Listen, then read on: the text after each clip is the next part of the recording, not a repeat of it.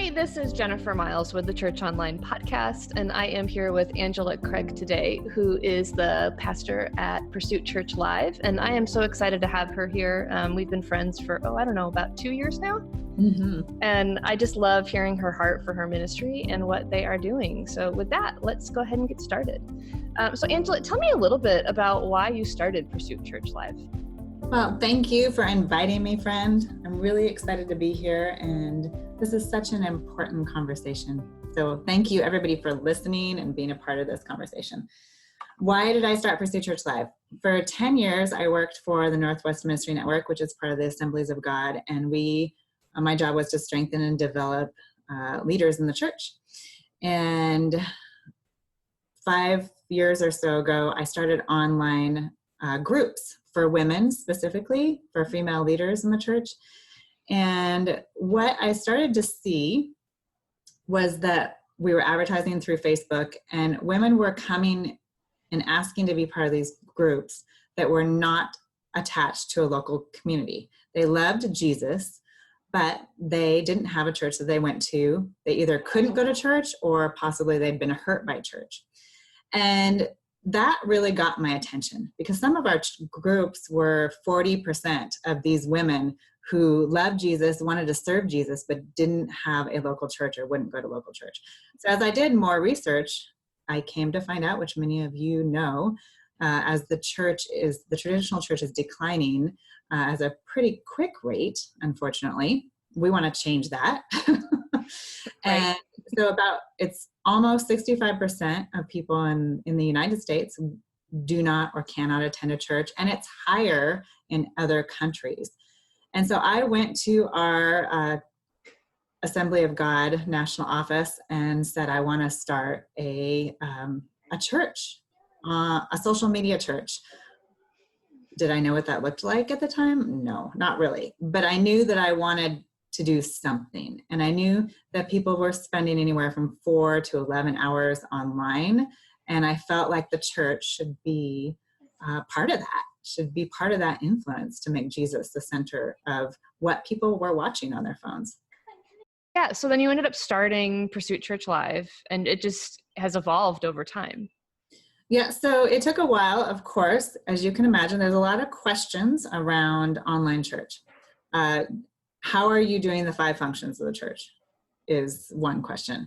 Who are you going to serve? How are you going to fill out your ACML report, which is like how many people sat in the pews? How many people did you baptize? How many people were baptized in the Holy Spirit? Like, all these questions come up.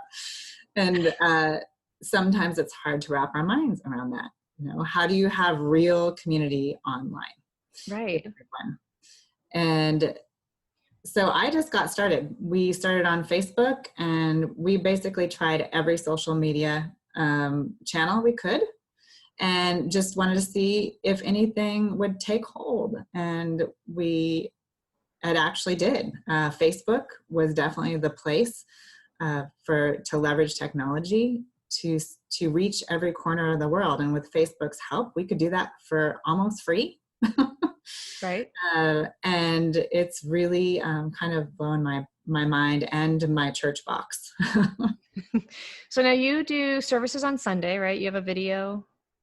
Well, we are 24/7 as far as we have things going on all day long. And we didn't actually start out doing videos on Sunday. Quickly came to find out that even if people don't go to church or can't go to church, they expect church to be on Sunday. So we have something every day. So yes, we do church on Sundays. We had prayer online today. We had worship yesterday. And so there's always something going on at Pursuit Church Live. And we follow a theme every month, or for instance, in the summer, it's relationship status. And we're talking about relationships, and we also have groups, so smaller groups online, and we utilize that. So we'll be talking about dating. So if you're single and you want to talk about dating or possibly meet someone in a Facebook group, you can come join us. It's like Christian Mingle. Right. Christian Mingle at Pursuit Church Live. That's what we're doing. Mm-hmm. Right. Yep. No. Anyways, but that gives you a little overview. We have a prayer room that's very active, and it's beautiful, a beautiful community of praying people from all over the world. Okay, well, excellent. And then I noticed one of the other things you do is, looks like monthly you sponsor a charity or some ministry, and any of the tithes or offering you get go to that ministry. Mm-hmm. Yeah, that's true. So our church, again, is structured a little bit different. We don't have the overhead of a building. It took us about a year to decide that we were not going to take income as staff or team members, that we wanted to dedicate that to the people in our community somehow. Because our church is, let's say, 50% not in the United States, and we're in many developing countries. We're in 45 countries, 43 different languages. I get emails, messages daily, weekly, that are requesting education and shelter and food. And I thought, how are we going to solve this problem? I am just one person with a very small team, and we don't have a huge income. And so we just decided as a team that we would all be bivocational. I teach at a university as well. And that we would dedicate our money to supporting nonprofit organizations that are on the ground. So, for instance, Cure International, we have a huge following in Uganda, and we needed people. We had medical needs, and people need immunizations, and so we started doing that. So my big brain idea, which I hope really catches on, is that collectively, if we came together collectively for the common good, we could do a lot. So if every person gave $1 a week to the charity of the month, imagine everybody on Facebook, if they did that. 2 billion people visit Facebook a month. Like, that would be a pretty big deal. And it's not huge for each of us to give $1. So you can go on Pursue Church Live and be a difference maker. So what's this month's charity? This month's charity is Doctors Without Borders. And I know many of you are familiar with the incredible work that they have been doing for many, many years. So that makes a lot of sense. People are asking for medical help and for other things, that would be the month. That would be the ministry for the month. So excited. So we'll see how many people come and give. Yes, please do. Come and give. Who listens, come give $1. The other thing about Facebook is that you can, for all of you that have nonprofits, you can set up your nonprofit with Facebook, and 100% of the proceeds goes towards your nonprofit. So we basically connect our Facebook to Doctors Without Borders, and then Facebook does all the transactional work. We don't touch any of the money. Oh, and that's nice. Yeah. So just for those that are interested, they make it really easy, and they take care of all the transaction fees. Facebook does. And so they're doing some good in the world. Oh, well, very cool. Well, so you talked a little bit about some of the people that you have that attend. It sounded like a lot of your population or a lot of your audience was overseas. So when you started, who did you think you were going to reach? Oh, goodness. Anybody who would listen. That's probably how a lot of us start. Yeah. I had no idea. My heart really was for those who didn't have a church, and people on the fringe, people that had couldn't attend church or had been hurt in church. I felt like those were my people. Like, I really wanted to for them to know that they're seen by Jesus and by me. I mean, I wanted them to know how important their lives were. So I think that was my target. I know people would say you have to have an avatar of some sort for online, pick like one demographic. And I really honestly never could really just pick one demographic. And I'm glad that I didn't, because that really opened our ministry up to everybody. Mm-hmm. And what ended up happening is we have, like I said, over 50% is not in the United States and in many developing countries, and many, war-torn countries. People are coming from refugee camps. We have people that are chronically ill that can't attend a church, or who are in locations where there are no churches. And so our goal is really that, number one, people are online to be seen. We want to see people. We want to love them, and we want them to know Jesus. And then if they can get plugged into a local community, we have a whole system online. They can that we plug them into a local community, and we'll connect them in person with someone. And that I love that part. Yeah, that's great. I love how you do that. Okay, so this is kind of the big question we ask everyone. How do you define church online? Well, I would say that for me, church online, I always say that church online is the front porch to faith. And it's really the place where we can reach people at the tip of our fingertips. We can reach almost every corner of the world, almost every country. And so we are able to do that. We're able to create meaningful community and engage in daily discipleship. And those things have become, those were things just were a vision in my mind that have become a real true reality for us.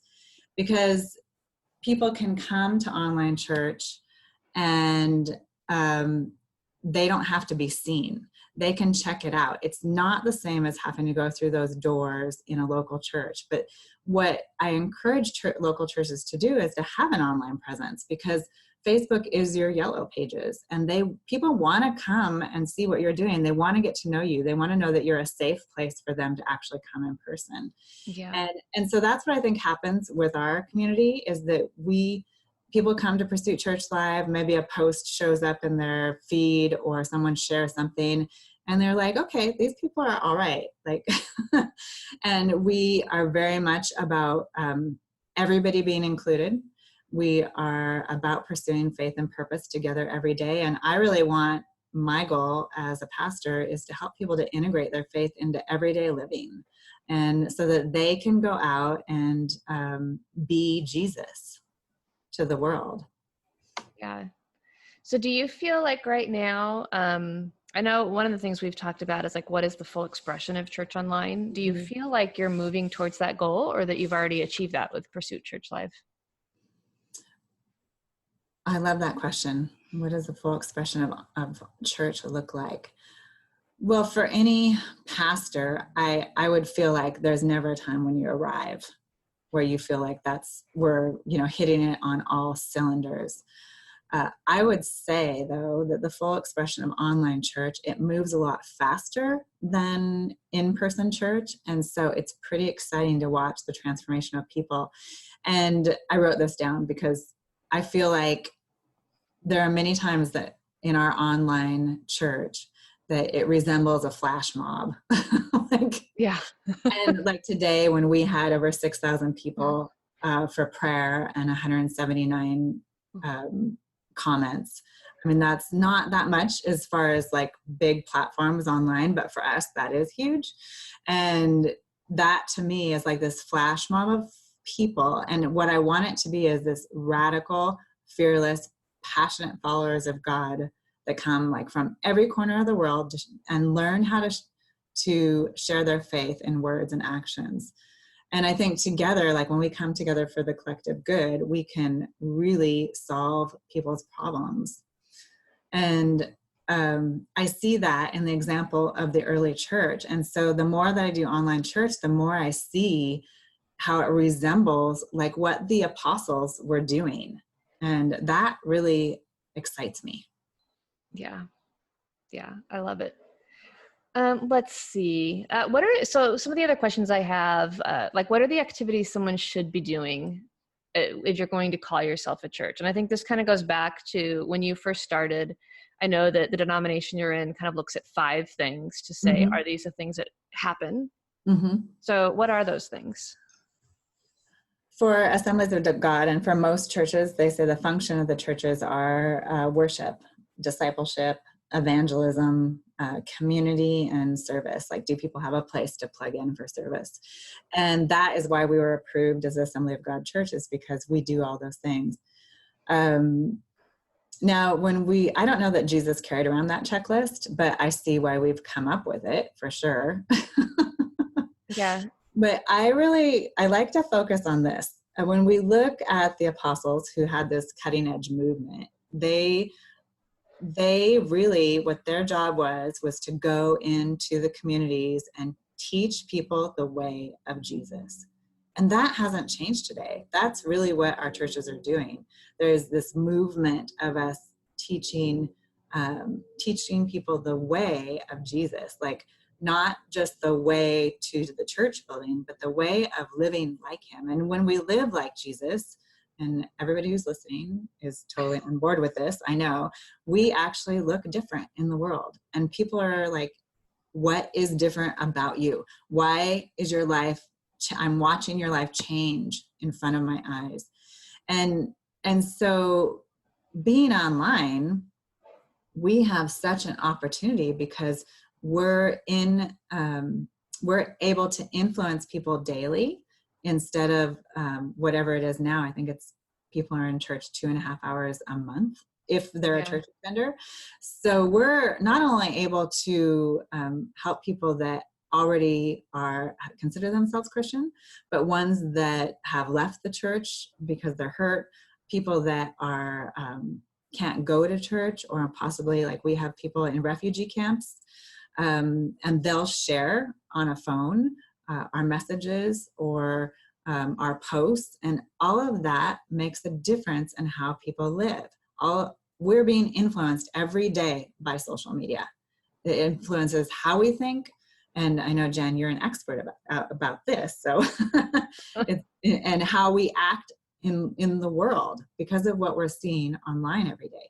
So tangibly, we want to do just what the early church was doing and what Jesus was doing, going to people, going out to people, teaching them the ways of Jesus, and then seeing their lives transform to the point where that is infectious for others.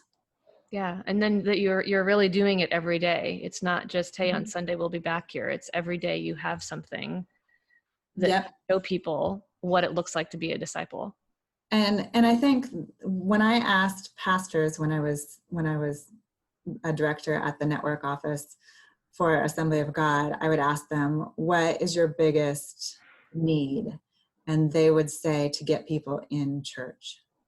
And so this is a different way of doing it, is that of course, we want people to attend in-person community, but people are creating community online. Whether you like it or I like it, this is where people are creating community. So I want to be a part of that community. And it's making a huge difference. Well, and one of the things that I hear a lot when I talk to different online pastors is they're creating community online, but what they're also finding is that the conversations they're having online, their people are taking those offline as well. They're having conversations in their physical community, not in all places, but in a lot of places. And so they are seeing that expression of online turn to offline, just in a very different way, where we're used to it being very central. It's becoming decentralized. And we're leading that. Yeah. And people connect and online faster than in person, because you can be vulnerable behind a screen much faster than you can be in person. And that has been something that's really, again, broken my church box of how people build community, how they relate. And the faster you're vulnerable and transparent, the faster you can change.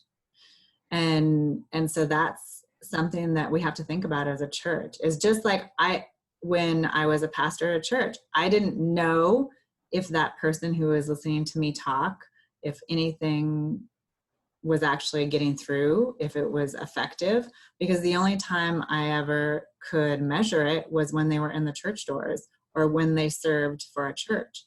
And with online, you can see people's lives changed by what they post, what they share.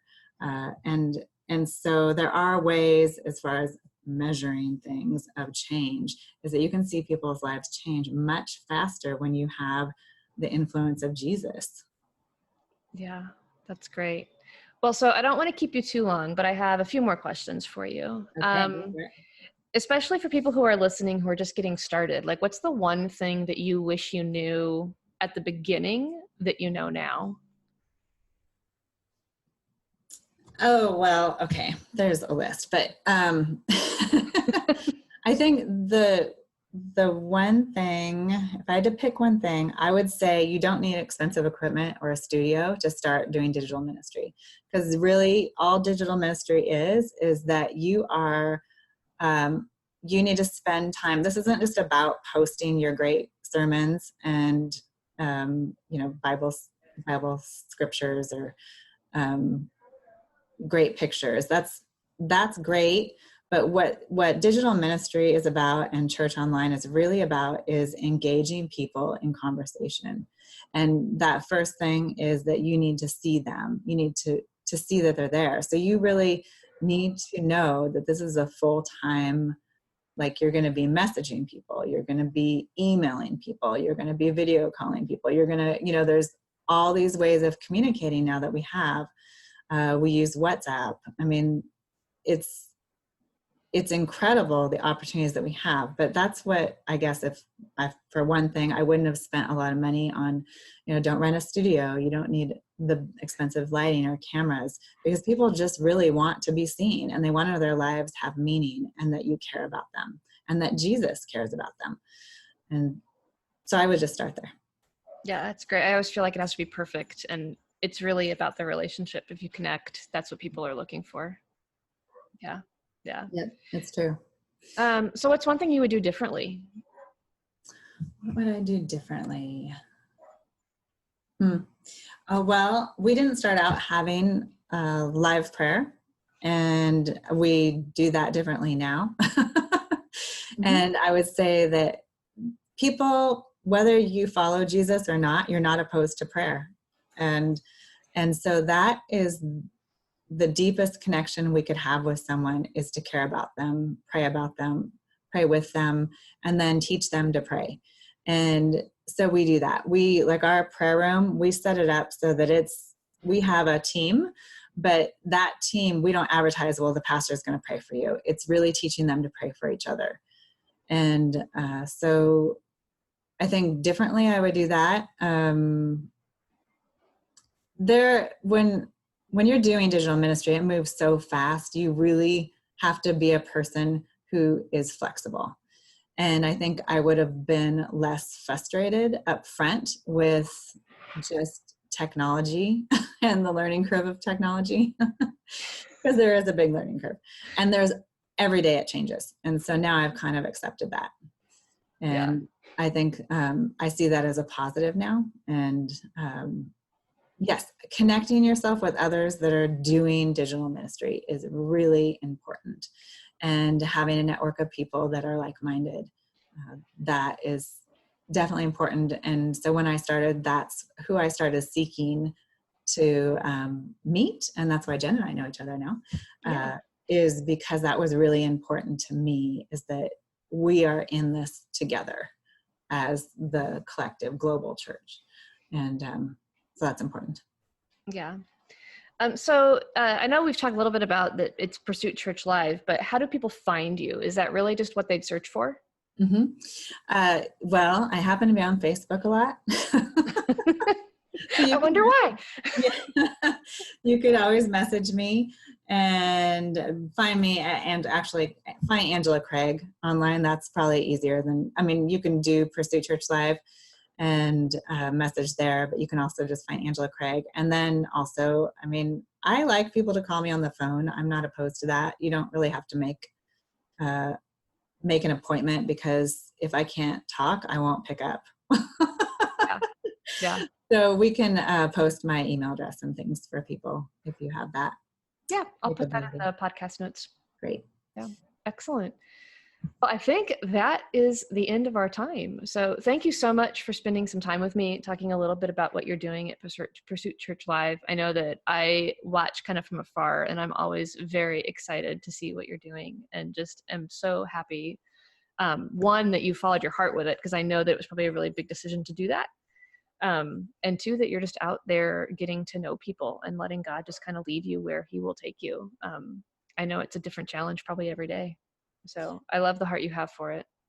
Thank you, friend. I appreciate that. And thanks for inviting me. And definitely, if anybody that's listening has questions, I might have just opened up a giant can of worms for people. So don't hesitate to, get in touch with me and I'll help you pick through it.